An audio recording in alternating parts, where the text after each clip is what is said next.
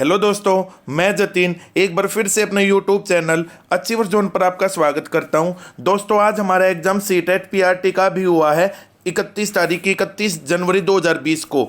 मैंने एक वीडियो बनाई है जिसमें मैंने मैथ के जो क्वेश्चंस है बच्चों सिंपल उसके आंसर की बताई है। अभी हम मैथ के जो पेडागोजी है उसके आंसर की बताएंगे। देखिए, हम देखते हैं क्वेश्चन नंबर 31 कि गणित के शिक्षण अधिगम पर निम्नलिखित में से किसका प्रभाव होने की संभावना न्यूनतम है। तो 31 में एक आंसर है बच्चों सेकंड कि छात्रों के गलत उत्तरों के पूरे हल देना, ये चीज हमारी संभावना सबसे कम है। तो ऑप्शन नंबर 2 इसका है करेक्ट आंसर।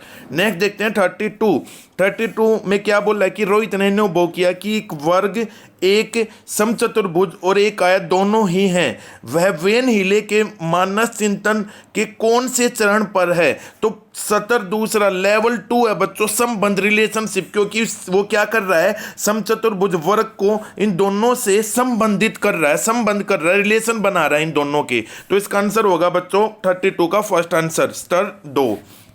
नेक्स्ट है आपका कि पूर्ण संख्याओं के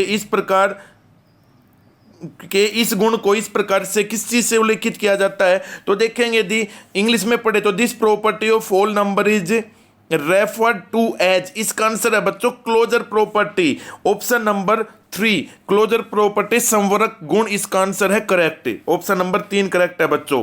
नेक्स्ट देखते हैं 34 में का जो आंसर है कि गणित के शिक्षण अधिगम विषय में निम्नलिखित में से कौन सा सत्य नहीं है। तो बच्चों देखेंगे यहाँ पे उन्होंने अंडरलाइन भी कर रखी है और हिंदी में नहीं वर्ड डार्क कर रखा है। तो 34 का जो आंसर है बच्चों वो है ऑप्शन नंबर 4 गणित ज्ञान की रचना में कर संबंधों का, ये वाला ऑप्शन आपका करेक्ट है। तो ऑप्शन नंबर 4 में इंग्लिश में पढ़ देता हूं, culture and context has no role in constructing mathematical knowledge. तो ऑप्शन नंबर 4 इसका करेक्ट आंसर है।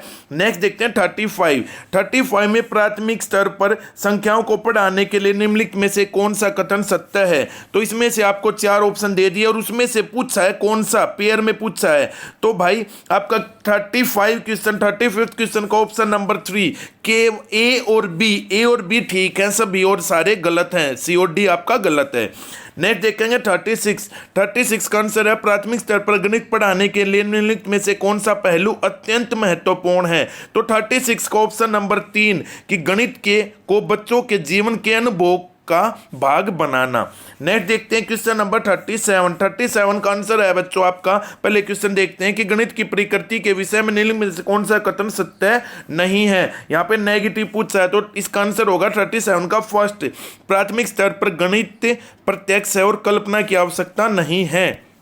नेक्स्ट देखेंगे बच्चों क्वेश्चन नंबर 38, निम्नलिखित क्रियाकलापों में से किसने विद्यार्थियों में त्रिविम विवेचन विकसित होने की आर्थिक संभावना है। तो 38 का आंसर है बच्चों ऑप्शन नंबर 2 आंकड़ों को निरूपित करने के लिए दंड आलेख खींचना।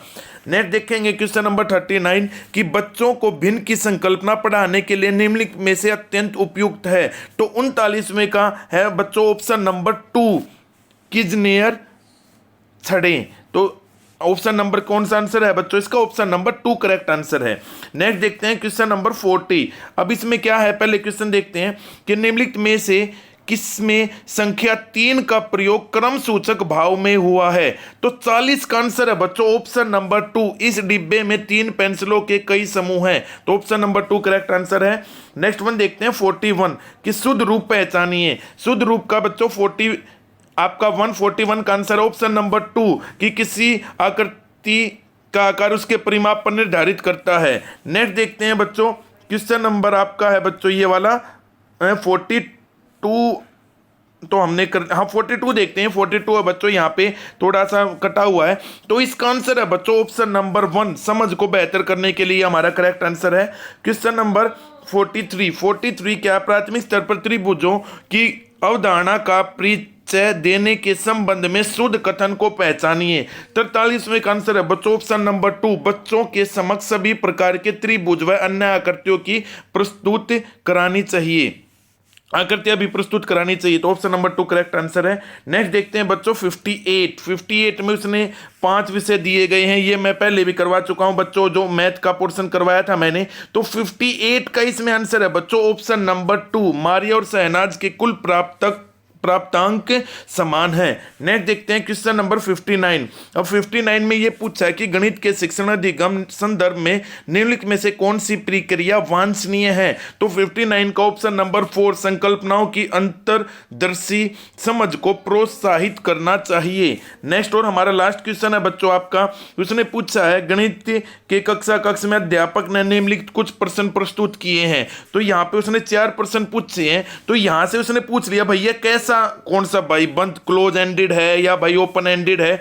तो 60 का आंसर है बच्चों ए व सी बंद सिरे वाले प्रश्न है और बी व डी मुक्त सिरे वाले प्रश्न है।